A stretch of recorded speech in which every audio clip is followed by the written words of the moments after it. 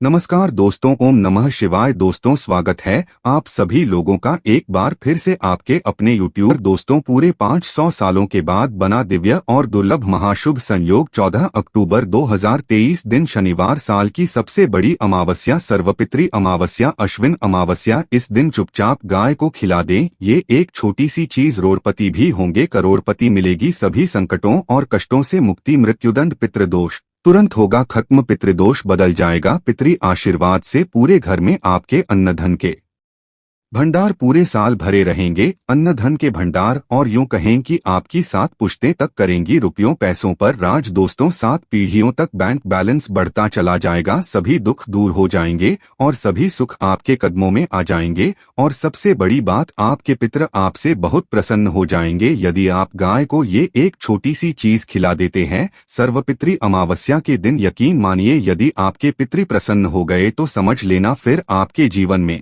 मंगल ही मंगल होगा। फिर आपको कोई नहीं रोक सकता धनवान बनने से, मालामाल बनने से। 7 पीढ़ियों तक लाभ मिलेगा, इतना दुर्लभ संयोग है। इस बार की सर्वपितृ अमावस्या शनिवार के दिन पड़ रहा है, तो ये शनिवारी सर्वपितृ अमावस्या होगी, क्योंकि शनिवार का दिन भगवान शनिदेव को समर्पित होता है। इस हिसाब से पितरों को भी समर्पित है ये दिन। क्योंकि सर्वपितृ अमावस्या शनिवार के दिन पड़ रही है, तो समझ लेना गाय के उपायों से आपको कल्याण होना है। तो दोस्तों, यदि आप चाहते हैं कि तत्काल गरीबी समाप्त हो जाए और सभी दुख दर्द संकट आपके जीवन से हमेशा के लिए मिट जाए, तो आज की वीडियो पूरी देख लेना। यदि आज की वीडियो आपने बीच बीच में से काट काट कर देखी तो आपको कोई लाभ नहीं मिलेगा। जीवन से तत्काल गरीबी समाप्त करना चाहते हैं और चाहते हैं कि आपको 7 पुश्तों तक लाभ मिले, आपके पितर आपसे प्रसन्न हो जाएं और आपके ऊपर आपके पितरों की कृपा बरसे, तो दोस्तों पूरा वीडियो देखना। क्योंकि इस वीडियो में जो हम गाय के उपाय बताएंगे, यदि कोई इन उपायों को करता है तो उसको भगवान शनिदेव की कृपा प्राप्त होगी, पितरों की कृपा प्राप्त होगी और 33 कोटि देवी देवताओं को धारण करने वाली गौमाता की भी कृपा आपको प्राप्त होगी। बहुत ही दुर्लभ संयोग में है सर्वपितृ अमावस्या। तो दोस्तों, वीडियो को शुरू करें। सबसे पहले तो आपसे रिक्वेस्ट करते हैं, वीडियो को लाइक करें और चैनल को सब्सक्राइब करें और कमेंट्स बॉक्स में जय गौमाता जरूर लिखें, जिससे आपकी समस्त मनोकामनाएं पूर्ण हो। और ज्यादा से ज्यादा वीडियो को शेयर जरूर करना, ताकि और लोग भी इस वीडियो के माध्यम से लाभ उठा सकें। तो उसको आपको बता दें, अश्विन मास के कृष्ण पक्ष की अमावस्या को हम सर्वपितृ अमावस्या कहते। इस अमावस्या का बहुत ही बड़ा महत्व होता है। वैसे तो हर अमावस्या को आप अपने पितरों को याद करो, उनकी सुख शांति और मोक्ष के ये दान पुण्य के कार्य करती है, परंतु अश्विन मास की अमावस्या है। अश्विन अमावस्या पर अमावस्या जो है सब अमावस्या में श्रेष्ठ है, सर्वपितृ मोक्ष। क्योंकि इस अमावस्या के दिन सब हिंदू अपने पितरों का आशीर्वाद प्राप्त करने के लिए उनका श्राद्ध करते हैं। इस बार शनिवार के दिन ये सर्वपितृ अमावस्या पड़ रही है,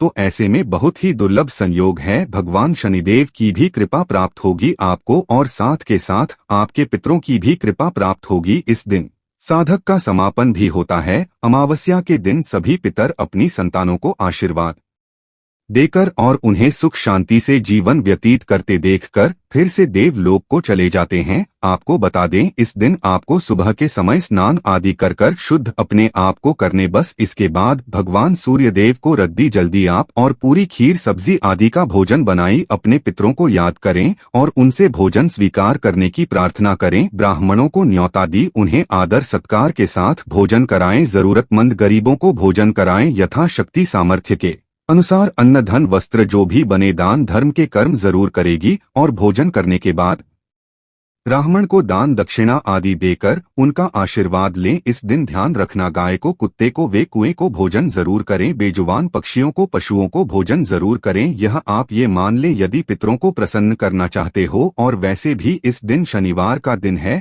तो काले कुत्ते को तो जरूर भोजन करें, गाय को भोजन, पुराने कुएं को भोजन करें, तो पितृ अति प्रसन्न हो जाएंगे, शनि देव भी प्रसन्न हो जाएंगी मान्य। और इस दिन हरे चारे का दान करें, हरा चारा खिले गाय को, पशुओं को। और इस दिन घर के दरवाजे पर पानी में खाने की वस्तुएं जरूर रखें। ऐसा करने से पितर बहुत प्रसन्न होते हैं और वंशवृद्धि का आशीष देकर पुनः देवलोक को चले जाते हैं। और दोस्तों आपके जीवन से सभी प्रकार के दुख दर्द संकट कष्ट भी दूर हो जाती है। दोस्तों बात करें कि आपको इस दिन यानी सर्वपितृ अमावस्या के दिन गाय से जुड़े कौन कौन से उपाय करने चाहिए जिससे कि आप कितना आपसे प्रसन्न हो भगवान श्री देव की कृपा बरसे और 33 कोटि देवी देवताओं को धारण करने वाली गो माता की कृपा बरसे और साफ पीढ़ियों तक आपको लाभ मिलेगा और जीवन से तत्काल समाप्त हो जाएगा दुख दर्द संकट कष्ट है मैं हमेशा के लिए दूर हो जाए सुख आपके कदमों में आ जाए सुख कदम चूमे आपके। तो दोस्तों वो हम जो उपाय आपको गए से संबंधित बताने वाले हैं। ढंग से समझना ध्यान से सुनना जिस प्रकार बताए उसी प्रकार करना आपको लाभ 100% मिलेगा। तो चलिए शुरू करते हैं। गाय से जुड़े हुए कौन कौन से प्रभावशाली चमत्कारिक उपाय है जो कि आपको सर्वपितृ अमावस्या के दिन जरूर बननी चाहिए। चलिए शुरू करते हैं। दोस्तों सनातन परंपरा में गाय गंगा और गायत्री का बहुत ज्यादा धार्मिक महत्व है। मान्यता है कि वो माता के शरीर पर 33 कोटि देवी देवताओं का वास होता है। गोमाता की सेवा एवं पूजा करने वाले जातक पर इन सभी देवी देवताओं की कृपा बरसती है। गोसेवा से न सिर्फ इस जन्म के बल्कि पूर्व जन्म के भी दोस्त दूर हो जाते हैं। प्रत्येक सुबह जब आपके घर में भोजन बनना प्रारंभ हो तो सबसे पहले बनाई गई रोटी को आपको माता के नाम से निकाल दें और भोजन करने से पूर्व गोमाता को इस रोटी को खिलाए। यदि संभव हो तो काली गाय को खिलाइए। यदि काली गाय न मिले तो सफेद गाय को भी आप खिला सकते हैं। प्रत्येक पूजा और मांगलिक कार्य में गोमाता या उनसे जुड़ी चीजें जैसे गाय का गोबर गोमूत्र गाय का दूध अथवा गाय के दूध से बना घी अवश्य शामिल करें। इससे आपको पुण्य प्रभाव की प्राप्ति होगी। सनातन परंपरा के अनुसार इस घर में गाय होती है उस घर से जुड़े सभी वास्तु दोस्त स्वतः ही समाप्त हो जाते हैं। किसी भी पूजा में गाय से प्राप्त पंचगव्य युक्त पदार्थ का उपयोग अवश्य शामिल करें क्योंकि पंचगव्य के बिना कोई भी पूजा पाठ और हवन सफल नहीं होता। तो वो कृपा पाने के लिए प्रतिदिन सप्ताह अथवा महीने में परिवार समेत एक बार गौशाला जाने का नियम जरूर बनाएं और वहां गायों को हरा चारा जरूर खिलाएं। इससे आपको की प्राप्ति होगी और साथ ही साथ सेवा और गोपूजा से 9 ग्रह शांत हो जाते हैं और इनसे जुड़े 200 का निदान हो जाता है। गर्मियों में गोमाता को पानी पिलाएं और सर्दी में गोमाता को गुड़ अवश्य खिलाएं। ध्यान रखें कि गर्मियों में गाय को गुड़ ना खिलाएं। अनेक देवी देवताओं को अपने शरीर पर धारण करने वाली गोमाता से जुड़े कई शुभ और अशुभ संकेत भी होते हैं। मसलन गाय का दूध दुहते समय यदि गाय ठोकर मार दे और सारा दूध बिखर जाए तो अपशगुन होता है। यदि कोई यात्रा पर निकल रहा हो और गाय अपने बछड़े को दूध पिलाती सामने आ जाए तो निश्चित रूप से जिस यात्रा के लिए आप निकले हैं वे यात्रा आपके लिए अवश्य सफल होगी और वह काम जिसके लिए आप निकले हैं वे अवश्य ही पूर्ण होगा। यात्रा पर जाते समय गाय की आवाज आना और रात्रि में गाय की हुंकार करना भी होता है। दोस्तों साथ ही साथ गाय के साथ आप भूल कर भी ये काम ना करें अन्यथा मिलता है घोर नरक और जीवन भर की परेशानियां। जय दोस्तों गाय को राष्ट्रीय पशु बनाए जाने और इन्हें मौलिक अधिकार दिए जाने की बात हो रही है तो सवाल उठता है कि गाय जब वो भारतीय संस्कृति का अहम हिस्सा है तब भी गाय के साथ लोग खराब व्यवहार कैसे कर लेते हैं। गाय दर दर भटकती रहती है भरपेट इन्हें चारा तक लोग नहीं देते। गाय जब तक दूध देती रहती है तो उनकी सेवा होती है और जैसे ही दूध देना बंद कर देती है तो लोग इन्हें उनकी किस्मत पर छोड़ देते हैं सड़कों पर और गलियों में भटकने के लिए। ऐसे में गोवंशी जीवों को कोई डंडे से मारता है तो कोई उन पर पानी डाल देता है। कभी वाहनों से इन्हें ठोकर लग जाती है तो कभी बीमार होकर बेचारी एक गाय दम तोड़ देती है। ऐसे में जरूरत है इन बातों को जानने की कि गाय को लेकर शास्त्रों में क्या कहा गया है, गाय के साथ आपको कैसा व्यवहार करना चाहिए। या दोस्तों गाय को कभी भी मारना पीटना नहीं चाहिए। शास्त्रों में गाय को माता का दर्जा दिया गया है। गाय को मारने पीटने वाला माता को मारने पीटने वाले के समान बाप का भागी माना जाता है।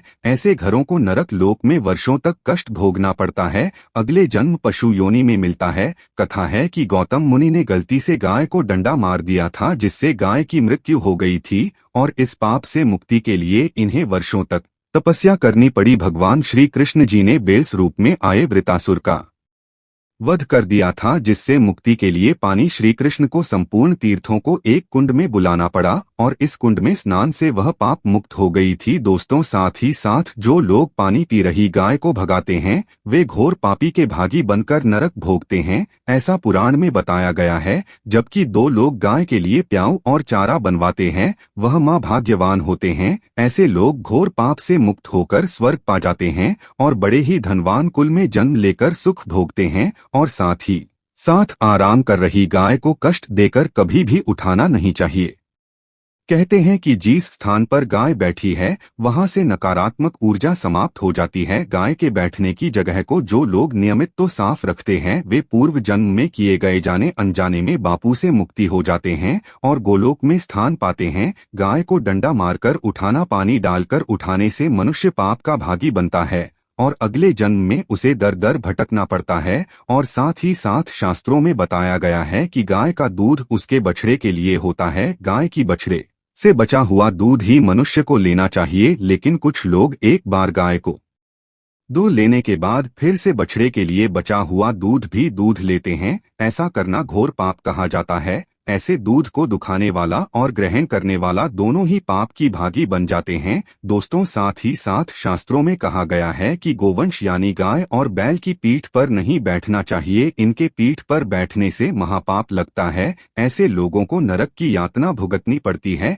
एकमात्र महादेव के अंश के उत्पन्न नंदी ही गोवंशी है, जिस पर स्वयं महादेव और महादेवी सवारी करती है, क्योंकि नंदी ने स्वयं अपनी इच्छा से महादेव की सवारी बनना स्वीकार किया था। और साथ ही साथ शास्त्रों में गाय के दान को बहुत ही महत्व दिया गया है, लेकिन ऐसी गाय का दान कभी नहीं करना चाहिए जो बूढ़ी और बीमार हो। कठोपनिषद में नचिकेता की कथा भी इस संदर्भ में है कि जिस नचिकेता ने पिता द्वारा बूढ़ी गाय को दान करने पर आपत्ति जताई थी, दूध देने वाली और बछड़े सहित जो लोग गाय का दान करते हैं वह महान पुण्य को प्राप्त करके स्वर्ग में स्थान पाते हैं। दोस्तों, साथ ही साथ सूर्य, चंद्र, मंगल या शुक्र की युति राहु से हो तो पितृदोष होता है। यह भी मान्यता है कि सूर्य का संबंध पिता से, मंगल का संबंध रक्त से होने के कारण सूर्य यदि शनि, राहु या केतु के साथ स्थित हो या दृष्टि संबंधी हो तथा मंगल की युति राहु या केतु से हो तो पितृदोष होता है। इस दोष से जीवन संघर्ष में बन जाता है।